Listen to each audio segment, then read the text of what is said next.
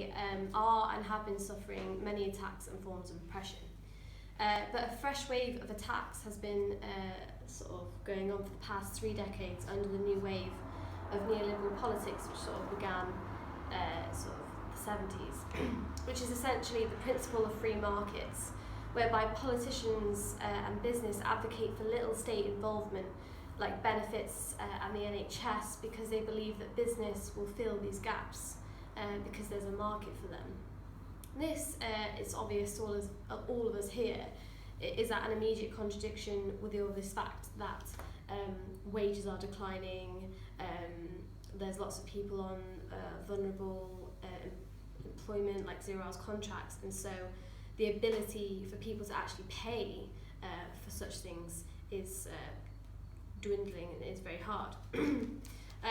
Women are really at a crisis point, and because of this our movements have developed in several ways, many of which the Socialist Party would support, such as the Sisters Uncut movement, which is openly anti-austerity, calls for anti-austerity budgets and calls for a protection of domestic violence service budgets, amongst other things.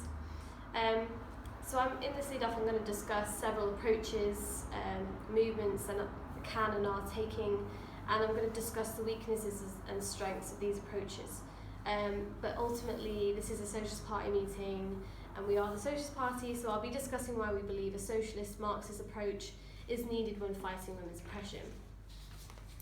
Okay, so in society there's a kind of cultural religious perspective of women's oppression, and that's the idea that religious cultures like particularly Islam, that it's, you know, violence against women and oppression of women is inherently within their beliefs, and that they are inherently oppressive to women and are indeed just inherently violent cultures. These ideas pass violence against women off in other cultures as down to a few sick, angry or mentally ill individuals, and that's also the same with general violence and terror. This is a false and ahistorical approach to women's oppression. It follows the belief that our nature is a result of thoughts and beliefs, ignoring where those thoughts have originated, and so ignores the inevitable variation of behaviour within a supposed culture of unifying ideas. Like the women, for instance, who reject patriarchal interpretations of Islam and who make their own choices and interpretations of their faith.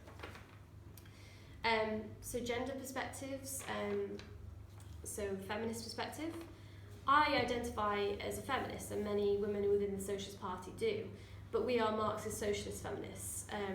Those who follow a hardline feminist perspective believe that all women, regardless of race and class, share a common interest. And whilst women do share common oppressions, feminism follows the ideology that patriarchy, which oppresses women, is separate to the system of capitalism, and the two must be fought separately. Which at first might seem to make sense, but I'm going to go on to later to explain why we fundamentally don't agree with this approach. And then there's the intersectional perspective, intersectionality or identity politics or personality politics. This originated in the US around 20 years ago. It explains how various power structures interact and define the nature of oppression.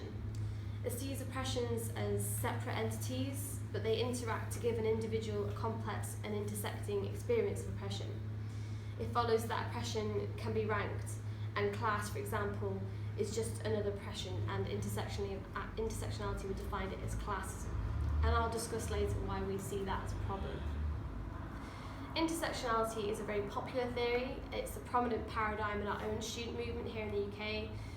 It's present in most US left-wing politics and is the pervading ideology in many movements around the world, such as the anti-sexual violence movement in Brazil and the abortion movement in Ireland. And it has its positives, in that for a lot of young people it politicises them.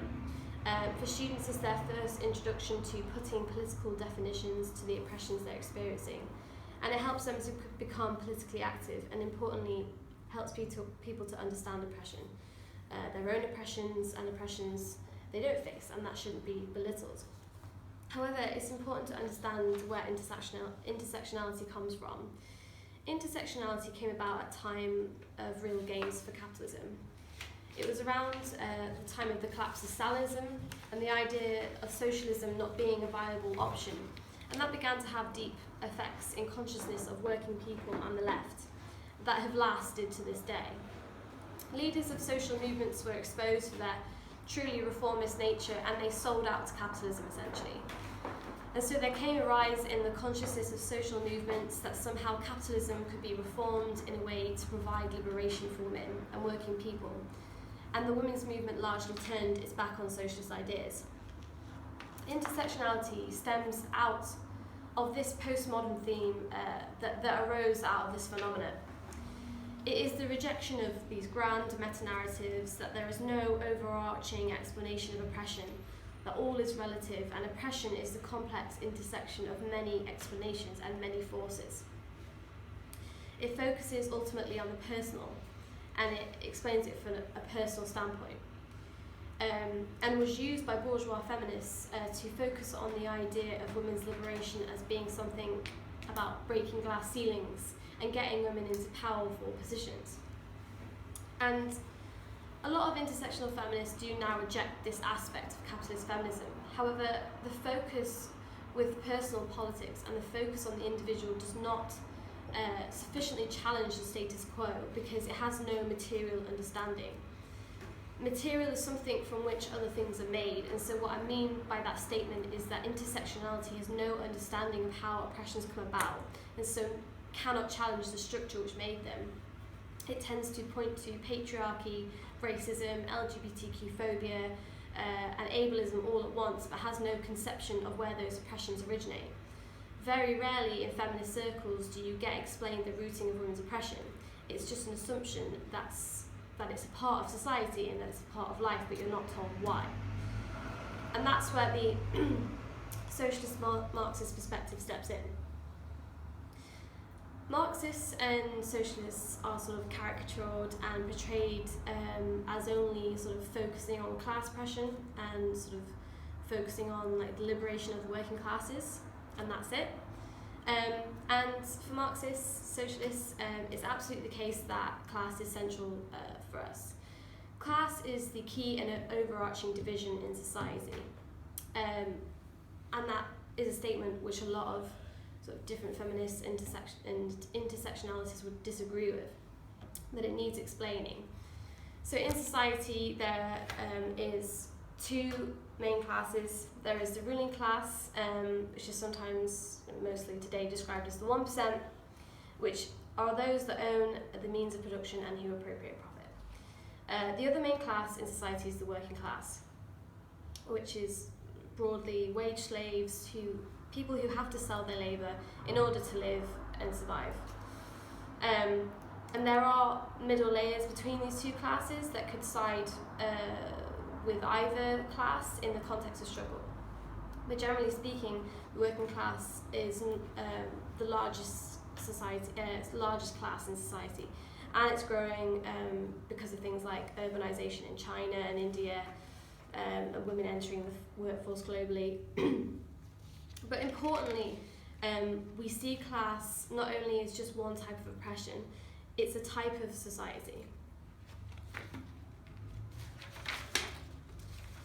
So Engels, who was a kind of famous Marxist thinker, wrote, sort of outlined in the origins of family, private property and the state, that women's oppression is not inevitable or biological, as some feminist perspectives can sort of outline, and that there was a time before class society in which women were not oppressed. And he makes the conclusion that women's oppression is wrapped up with this class society, and that class society and women's oppression started at the same time. And that's also widely accepted to be the scientific origins of gender division. So what Engels did importantly was he pointed to these sort of primitive pre-communist societies before the Neolithic term, where humans went from being hunter-gatherer societies to agricultural-based societies. And he made the point that in these pre-communitive hunter-gatherer societies, there was a division of labour between sexes, but that it was equal. But with the Neolithic term, he made the point that agricultural and farming development allowed there to be some members of society to not work, and this grew into the elite of society, hence the founding of the ruling classes. But at the same time, it happened that men became this elite section because women were more likely to be tied up with childbearing, feeding, and were thus more likely to be physically incapable than men to work on heavy machinery and crops and to go off to wars. And so with the emergence of an elite in society, it became men doing the prominent tasks that were creating a surplus, and so their status grew. And so the two were tied up together. But also, as Michael has mentioned, Engels makes the point that under sort of as class society developed through feudalism, etc., women's oppression became even more subordinate because elite men used their sort of wealth and privilege and wanted to secure legitimate male heirs for them to pass that down to, and so introduced the idea of monogamy and sort of women's position being sort of monogamous and within the home. And that is an oppression that women still face today. It is predominantly women that do the housework and do childcare. And obviously women's oppression today seems very far removed from these origins of 10,000 years ago. And over thousands of years, women's oppression has manifested in many different ways and has served many different purposes, like securing legitimate male heirs, but it also has served other purposes throughout history. But ultimately, you can't understand the complex oppression that women have faced and face today without understanding the context of their origins. And I've talked about the nuclear family. But under capitalism, even when women made progressive steps to enter the workforce en masse, political propaganda in the US purposefully put out propaganda to kind of shame women going into workforces and pushed the idea of the nuclear family, and it was a very conscious thing, as well as sort of pushing propaganda as women as the idea of sexual objects and sort of using women's bodies to sell products, which feeds into sort of violence against women, etc. And I think when talking about Marxism and women's oppression, it's good to discuss the SWP, because they've done an incredibly good job of putting a lot of feminists off socialism.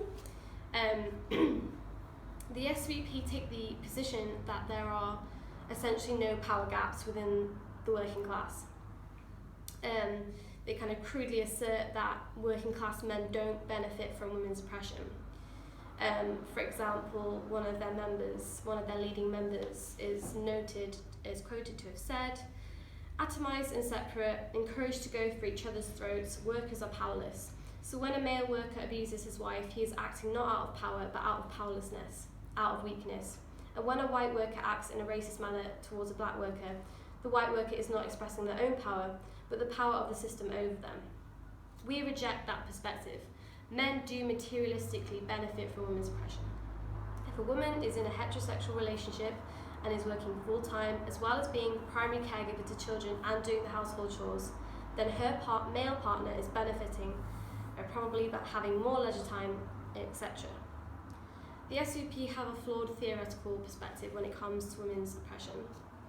Tony Cliff, the SVP's founding member, is quoted to have said, "Consistently on areas where men and women are at odds, rape, battered women, wages for housework, while ignoring or playing down the important struggles in which women are more likely to win the support of men, strikes, opposition to welfare cuts, equal pay, unionisation, abortion. Thus, essentially, the SVP believe that fighting women's oppression is divisive to working class struggle. We believe, however, that underplaying the real divisions that exist between men and women is not necessary to provide a unifying movement, and in fact it's necessary. And as Trotsky once said, an ostrich policy will not advance us a single step. If you cannot confront these issues, then how do you hope to create a society in which ultimately abolishes them? And we have seen how this politics of pushing things under the carpet ultimately manifests itself. Marxist theory on paper has its faults, and feminism has needed to school Marxism, if you like, to the understanding the realities of women's oppression. And feminist practice from feminist theory has done much to practically help women in terms of setting up shelters for domestic violence victims and providing ongoing support. It cannot be ignored that left parties until the second wave of feminism in the 70s largely reduced women's roles to sideline activity, not forgetting that supposedly socialist unions were men's clubs and can still harbour sexism. And so feminism has developed a much better characterisation of women's oppression, such as sexual and domestic violence, and so needs to be commended to the extent to which it has helped women with the characteristics of oppression, and that affects all classes of women. But it is a historical and practical mistake for hardline feminists to dismiss Marxism as a struggle only for the working classes and not for women. This, as I discussed earlier, is to perceive class as just one type of oppression, and not to see class as a type of society in which hierarchy and division are always present, no matter what type of class society you look at, whether that be capitalism or feudalism. And so to dismiss the fundamental role in abolishing capitalism and ultimately class society altogether is to misunderstand the rootings of women's oppression, and it leads to a practice which leads women into a revolving door of struggle, like sexual liberation in the 70s. Second wave feminists thought the idea of womanhood being bound with modesty and within the private sphere. They fought for sexual liberation and the idea that sex was for women too. But under capitalism, that got twisted into sexual objectification. It took the popular idea of sexual liberation and used it to sell even the most unrelated of products. And now women face the contradicting oppressions of having to be both sexually conservative and sexually liberated all at once. Practically as well as theoretically, you can't fight for women's liberation without fighting capitalism. And that's ultimately why we take the stance we do and not intersectionality. Women's oppression and capitalism, and indeed all class society, come hand in hand. For example, you can't fight for reproductive freedom like abortion at the point of need without also fighting the privatisation of healthcare, which cuts many out of being able to get an abortion. You can't get liberation for women under a system which is fundamentally about profit. What you can get is an equality in inequality, in that you can fight for women to be out of the home and have an equal share of housework with men and childcare. But if there is not nationalised childcare or jobs that pay the actual living wages, then the best you can expect from that approach is for both you and a male partner or male counterpart being as stuck for money and as stuck for childcare as women currently are.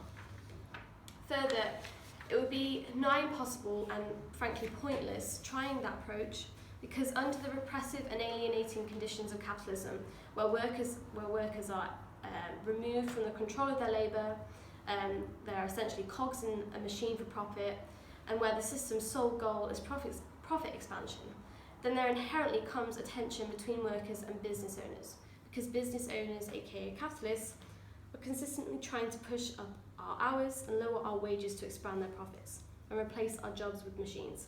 And so these conditions make it incredibly hard to win a perspective or cultural revolution under capitalism.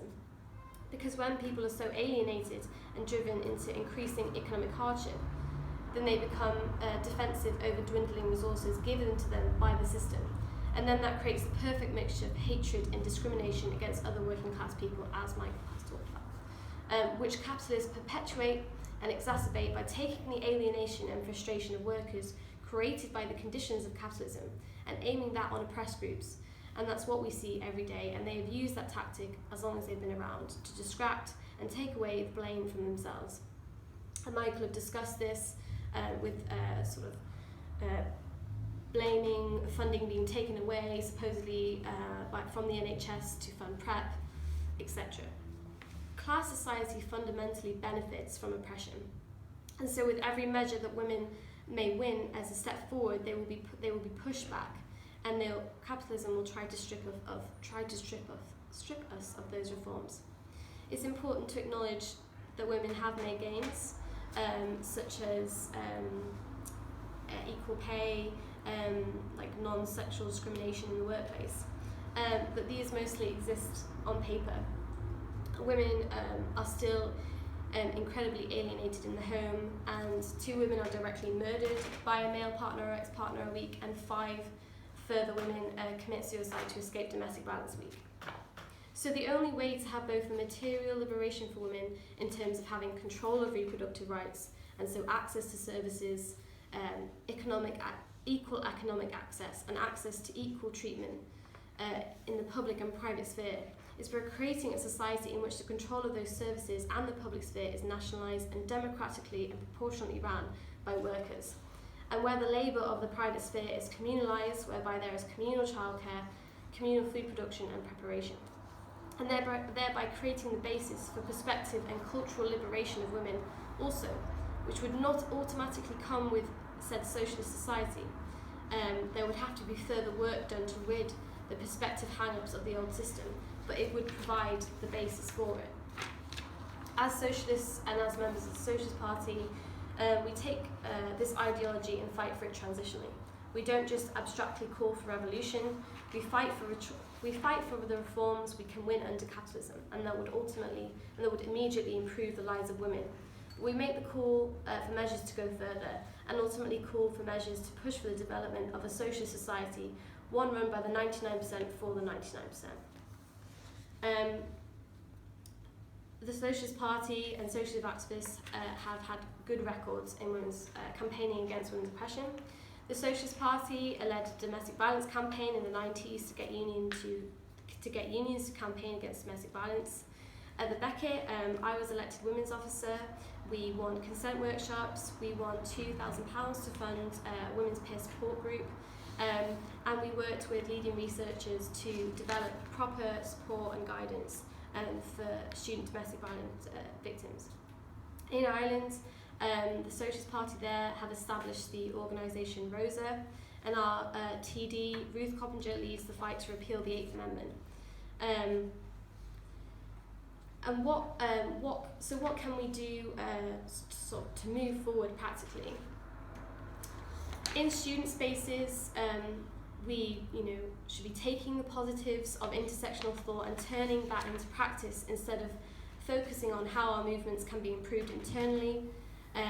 We raise the points of a need for societal change, albeit transitionally, like raising that whilst free education is something that would benefit oppressed groups that are disproportionately affected by tuition fees, it's also introducing the idea of state-owned education that is democratically run by committees of students, staff and parents, which is the only way to secure equal representative education with good, secure funding, which a lot of people would see as making sense, but would denounce, but may also denounce socialism when actually that's a socialist demand.